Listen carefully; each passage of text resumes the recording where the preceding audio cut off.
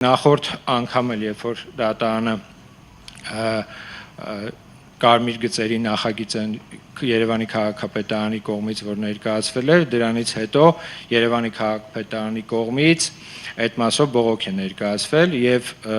նաեւ բողոք է ներկայացվելու նաեւ այս երկրորդ որոշումը, որը որ արդեն կայացվել է դատարանի կողմից, տեսեք, այն գաղափարը, որ դրվել էր կարմիր գծերի, այսպես ասած, տարիֆների բարձրացմանը, դա ինքը որոշակի նպատակ ուներ թե կենտրոնի բեռնաթափման, թե առհասարակ այդ ոլորտում հասարակական տրանսպորտի ոլորտում մի շարք փոփոխություններ բերելու, կարծում եմ, որ եթե ոչ ամբողջապես դա Երևանի քաղաքապետարանի կողմից կատարված աշխատանքը այս պահին տեսանելի է,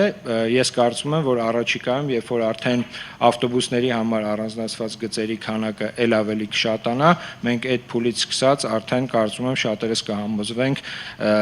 թե ինչի համար էր դա արված եւ առաջիկայում արդեն հունիս ամսվա ընթացքում մի շարք փոփոխություններ ենք արդեն ունենալու եւ կարծում եմ այդ մասով մենք նոր դրական փոփոխություններ կտեսնենք քաղաքում։